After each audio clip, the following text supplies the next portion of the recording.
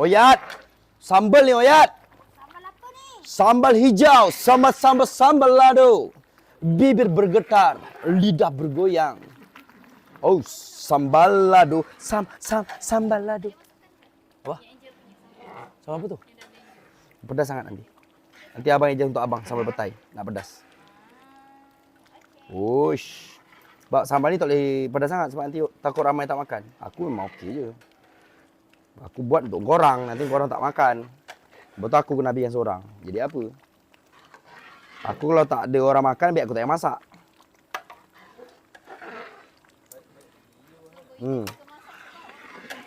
Yelah, selagi sempat nak jamu orang, selagi itulah kita buat. Selagi sempat, selagi ada rezeki. Selagi Allah bagi rezeki. Sebab acik-acik berkongsi rezeki dengan kita berapa ramai. Abang berada, cikgu. Ui, ramai cikgu lah. Bulan-bulan cikgu. Dari bulan 11, 12, 1 bulan cikgu. Cikgu saja.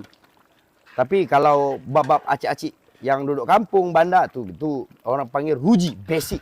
Tu memang tak. Dan ni musim cikgu saja. Musim cikgu.